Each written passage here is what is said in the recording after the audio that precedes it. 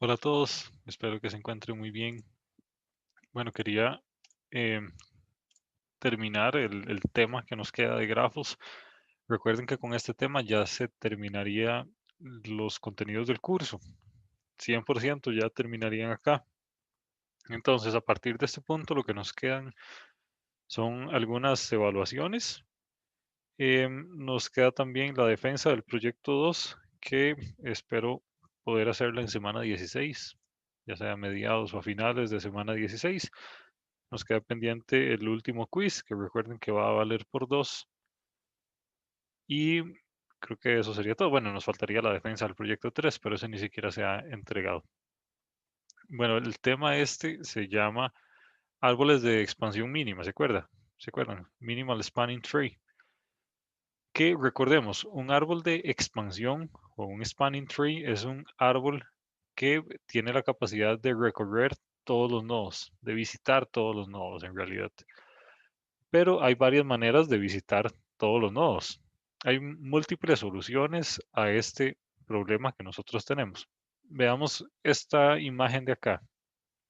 Vemos que tanto la figura 1, la 2 como la 3, todas visitan todos los nodos, pero tienen un costo diferente. Recordemos que estos son grafos con peso. Entonces, dependiendo del camino que uno agarre, la resultante de la sumatoria de todos los pesos va a ser mayor o menor. E incluso cuando es menor, vean que en este caso ambos son 22 y 22 es el mínimo. Pero vean que hay dos soluciones diferentes con la misma sumatoria de pesos. ¿Esto qué significa? Que no hay una única solución a este problema de minimal spanning tree. Hay múltiples soluciones y muchas de ellas son óptimas, digamos, tienen el menor peso. Y este es un claro ejemplo de un grafo que puede ser modelado por dos minimal spanning tree, pero que ambos tienen el mismo peso mínimo, pero que son diferentes. Ahora, lo que vamos a continuar ahora es cómo es que uno construye estos árboles. Bueno, para hacerlo hay dos maneras. Bueno, no solo hay dos maneras, vamos a ver dos maneras nada más. Uno se llama el algoritmo de Prim y otro se llama el algoritmo de Kruskal. Em, y bueno, con esto terminaríamos el tema de grafos y terminando el tema de grafos terminaríamos toda la materia de este curso. Bueno, el algoritmo de Prim lo que hace es crear diferentes iteraciones. Con cada iteración que uno haga, todo el árbol se podría optimizar. Ya vamos a ver qué significa esto. Entonces, con cada iteración que uno haga, puede que el grafo que uno tenga, como el árbol que uno tenga de expansión mínima, cambie todo. Entonces, vamos a ver un ejemplo donde vamos a explicar mejor esto. Em, entonces, veamos. Lo que hace este algoritmo es encontrar un nuevo vértice que va a ser añadido al árbol de manera que su costo sea el menor posible. Veamos, acá hay un ejemplo. Esta tablita de la derecha es lo que uno haría de primero si está construyendo, o si está ejecutando el algoritmo de Prim para un grafo cualquiera. Vemos que dice V1, V2, V3, V4 y esta V7. V significa como los nodos. Veamos que aquí los nodos están llamados como V algo. Entonces, bueno, los V se refiere a los nodos. Ahora, vemos que dice que si es un nodo conocido o no.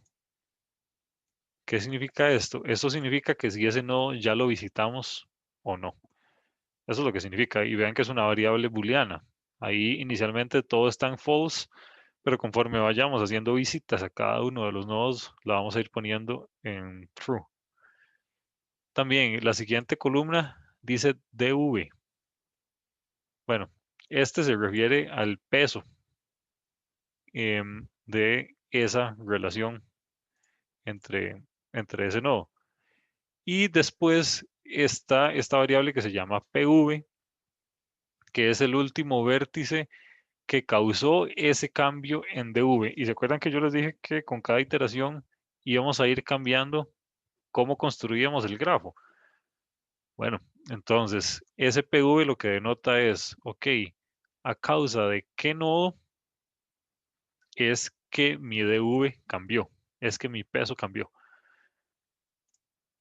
Ok, veamos. Inicialmente tenemos que partir de algún lado.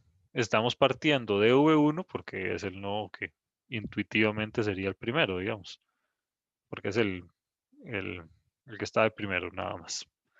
Por cierto, uno hace esta tablita y pone los nodos ordenados, digamos. Si fueran ahí así A, B, C, D, F, G, entonces uno los pondría así, A, B, C, D, F, G. Realmente el orden aquí no afectaría mucho.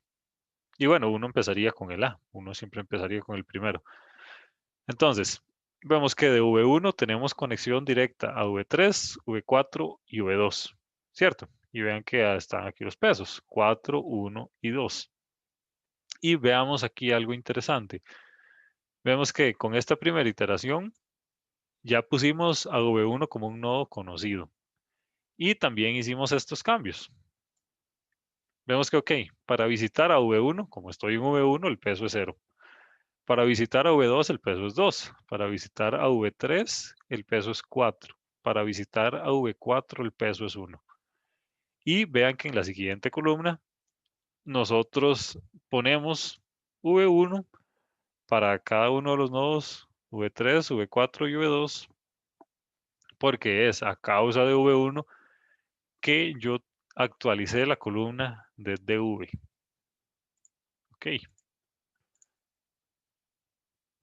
Ahora, en la siguiente iteración, uno lo que hace es, de todos estos DV que tiene acá, lo que hace es escoger el mínimo, ¿verdad? Entonces, de todos estos, uno escoge el mínimo. Vean que aquí el mínimo es 0, pero uno no escoge el 0 porque ya visitó a V1 y sabe que uno venía de V1, digamos. Entonces, el 0 se ignora y a partir del 0 uno escoge el menor. Y eso significa que en la siguiente iteración vamos a ir a V4. Y en V4, ¿qué hacemos? Ok, veamos lo que está pasando acá. Vemos que V4 tiene conexión con V3, 6, 7 y 5. Eso significa que para 5, 6 y 7 y 3 yo ya tengo valores que antes V1 no tenía una, un camino directo hacia ellos. Entonces recuerdan que en la iteración anterior esto estaba en infinito. Ahora ya no, ahora ya tiene un valor conocido. Y vean que sucedió algo aquí interesante. Vean que V3 se actualizó a 2. Antes V3, veámoslo acá. ¿Se acuerdan que antes esto estaba marcado de rojo? Y esta bolita de V3 estaba así. Pero vean este 4 y vean este 2. Recuerden que lo que nosotros estamos haciendo acá son árboles de expansión mínima. Eso significa que cuando uno visita otro nodo y hay un mejor camino para visitar alguno de los nodos con los que ya tengo una relación, entonces yo actualizo. Ok, antes solo tenía a V1, ¿cierto? Entonces V1 estaba pegado a V3, era la única opción que había. Y teníamos este 4. Pero ahora, como pasamos a V4, V4 tiene una conexión directa con V3 y con un menor peso que con el que tenía antes. Entonces, eso significa que a V3 le conviene más estar pegado aquí a V4 que estar pegado a V1. Por esa razón es que lo actualizamos aquí en la tablita. Entonces ponemos V3, ahora va a tener un peso de 2 y el causante de ese peso es V4. Eso significa que V3 está pegado a V4. Veamos, también V4 tenía conexión directa con V2, ¿verdad? Pero vean que aquí hay un 3 y aquí hay un 2. Uno siempre deja al menor. Entonces, como a V2 le conviene más estar pegado con V1, simplemente vamos a ignorar esa conexión con V4. Entonces, así es como vamos haciendo los descartes. Vean que también V5 tiene conexión directa con V2. Cuando visitemos V5 tenemos la opción de escoger si queremos pegarlo con V2, pero hay que escoger dónde es que conviene más tenerlo conectado, tenerlo pegado. Vemos que aquí hay un 10 y aquí hay un 2. Entonces a V2 siempre le va a convenir más estar pegado a V1. Ok, continuemos. Ahora lo que tenemos que hacer es escoger nuevamente el mínimo, que en este caso, veamos, tenemos, sí, aquí un momentico. Ok, de esta columna de VV, de DV, perdón. Este 0 ya lo ignoramos, ¿cierto? Este 1 ya lo hicimos. Y vean que esta variable ahora está en true. Esta también. Entonces, de todos los que quedan en false, ¿cuál es el que sigue para abajo? Veamos que hay dos, números 2. Aquí hay un 2 y aquí hay un 2. Entonces vamos a visitar los dos al mismo tiempo. Vamos a visitar V3 y V2 al mismo tiempo. ¿Y aquí qué hacemos? Bueno, lo mismo. Vemos que tenemos una actualización en nuestra tabla. Es con V6. A V6 le conviene más estar pegado a V3 que estar pegado a V4. Veámoslo aquí. Vemos, antes V6 estaba pegado con V4, porque era el único, V4 era el único nodo que habíamos visitado que tenía conexión con V6. Pero como ahora visitamos V3 y V3 está pegado con V6, entonces nos conviene más mantener la relación de V3 con V6 que de V4 con V6. Ok, vemos que V2 está pegado con V5 y está pegado con V4. Esta relación de una vez la ignoramos porque V4 ya está visitado. No necesitamos visitarlo de nuevo. Y está pegado con V1 que tiene un peso de 1. En cambio, esta otra relación tiene un peso de 3. Vemos que en el caso de V5, aquí hay un 10 y aquí hay un 7. Entonces conviene más dejarlo a V5 pegado con V4. Aunque es un 7, es un número alto, pero conviene más dejarlo con V4. Ok, nuevamente venimos y revisamos nuestra columna de DV a ver quiénes serían los próximos candidatos. Quitamos todos aquellos que ya estén en true. Y ahora solo nos quedan esos tres últimos que están en false. Vemos, ¿cuál sería el menor? El menor sería el 7. Entonces vamos a ir a visitar a 7.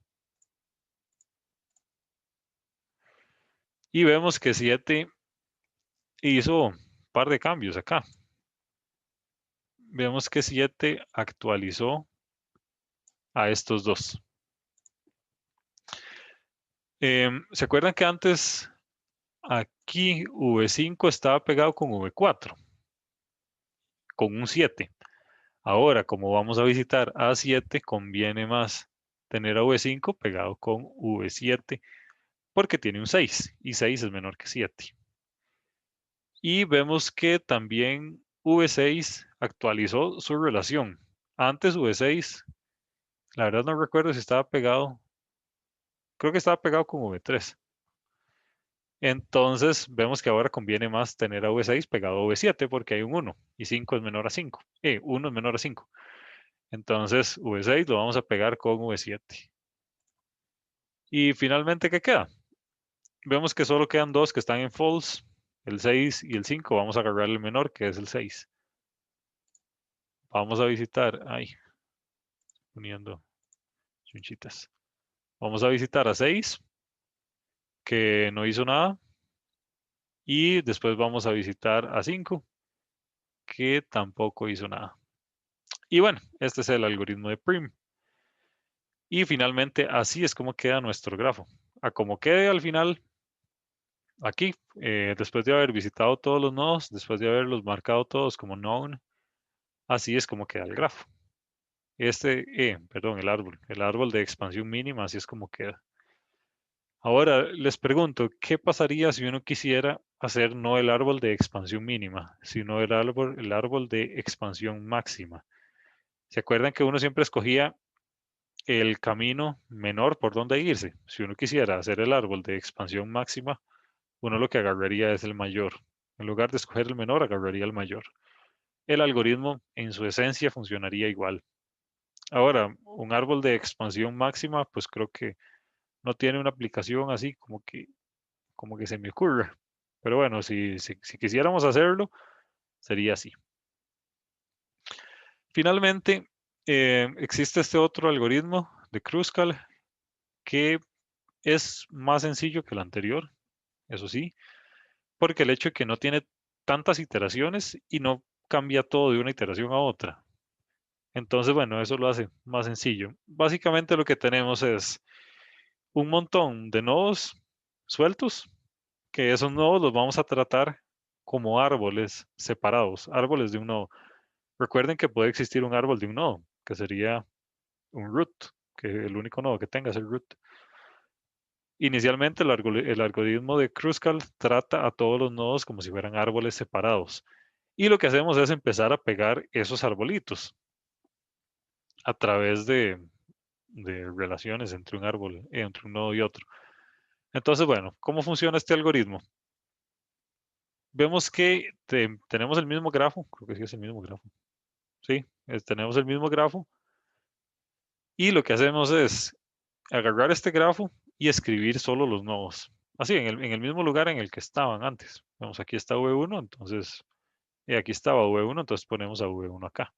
Aquí estaba V7 y aquí está también. Entonces, básicamente, reescribimos el grafo, pero sin las relaciones. Y lo que hacemos es crear esta tablita de aquí abajo. Vemos que dice edge, peso y action. Y aquí la pregunta es, y como lo difícil de este algoritmo es cómo es que se sacan estos edges.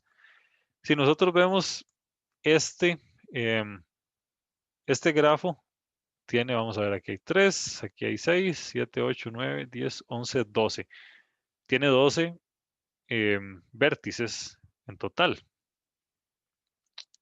Pero si vemos aquí en la columna de Edge, hay 1, 2, 3, 4, 5, 6, 7, 8, 9.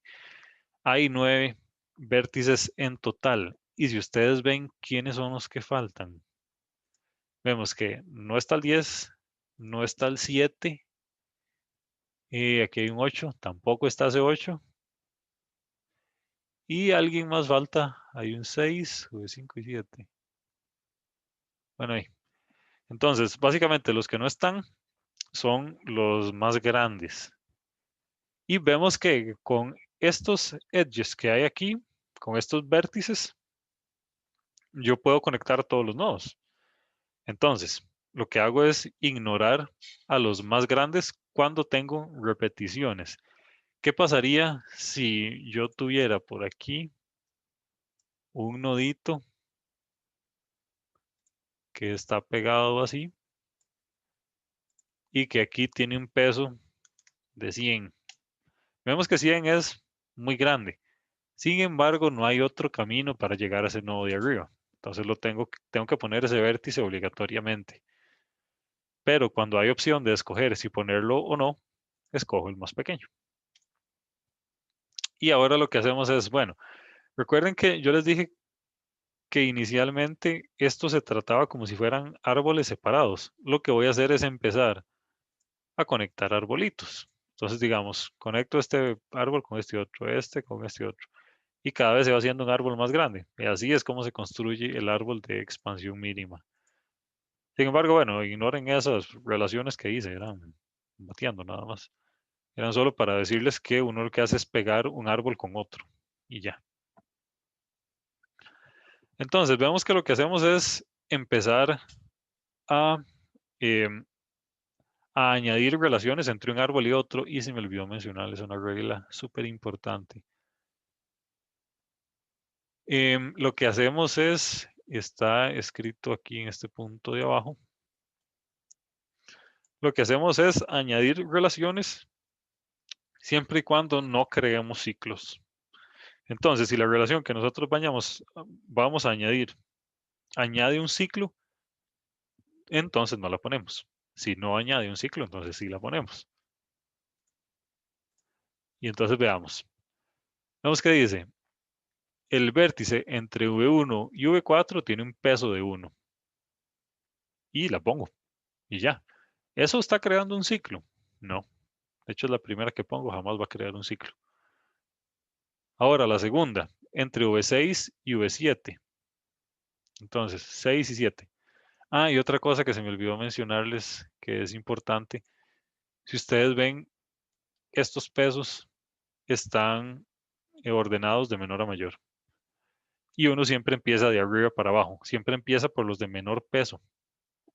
Entonces, si yo añado acá a alguien que tiene un peso muy grandote,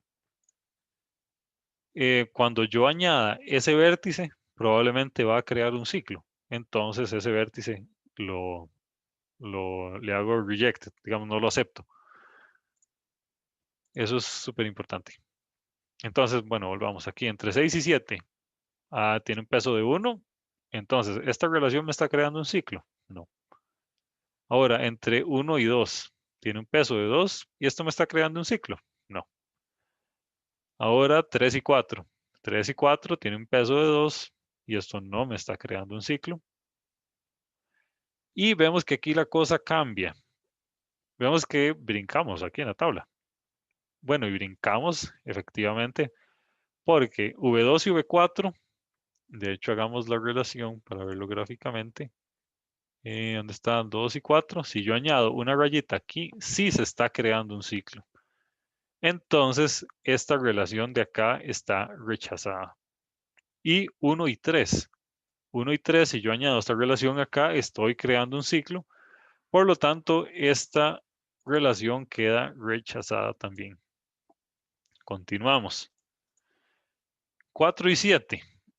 4 y 7 tienen un peso de 4 y lo acepto porque no está creando ciclos. 3 y 6.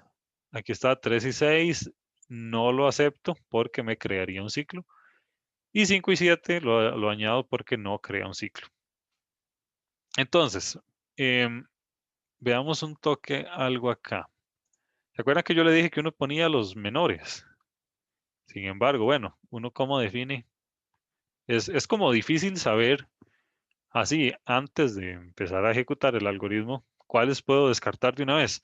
Añadamos este caso de, de V2 y V5 que están pegados por un 10.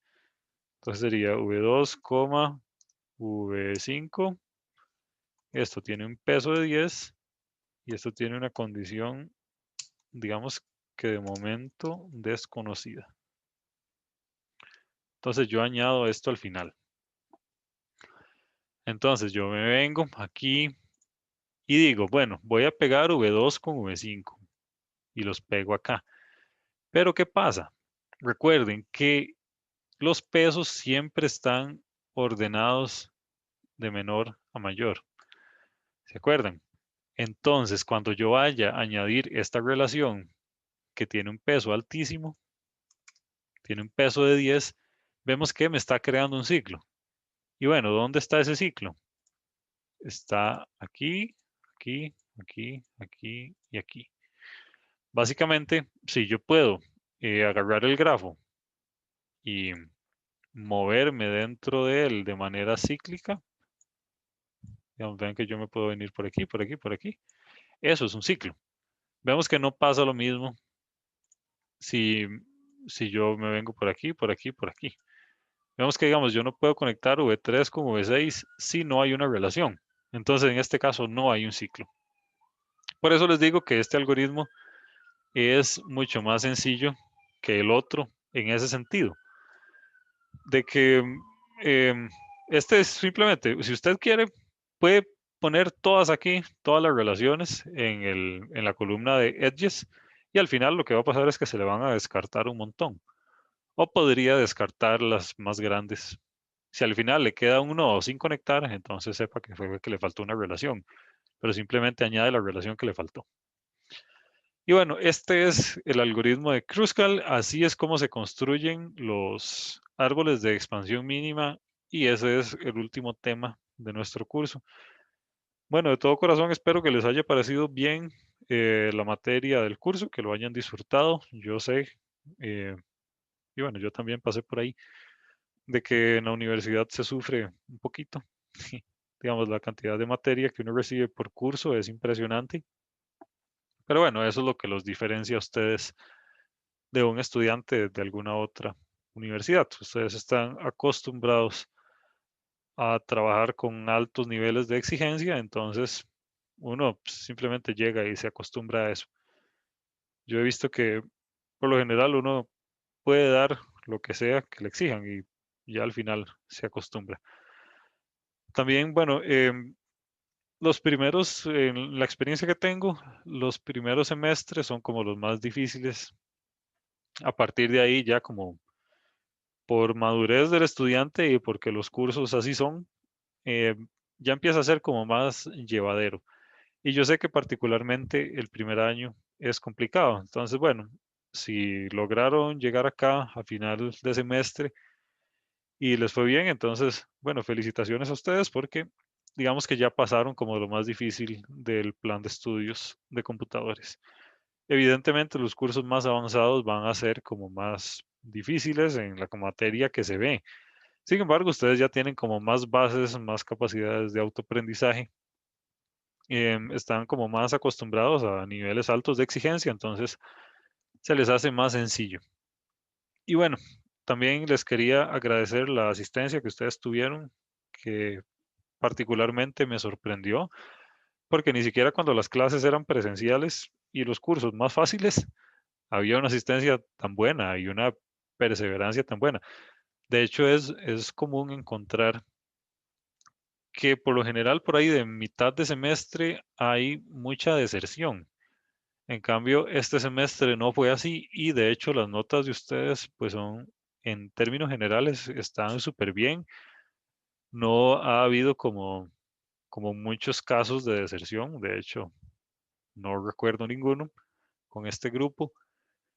Y en general las notas están bien. Entonces yo considero que la mayoría logrará aprobar el curso y no solo que lo logrará aprobar, sino que lo va a hacer con buena calificación, digamos. Entonces, bueno, ustedes han sido una generación muy buena y felicidades por ustedes y espero que continúen así. De mi parte, eso sería todo y nos veríamos la siguiente semana para la actividad en clase y el quiz. Muchas gracias. Hasta luego.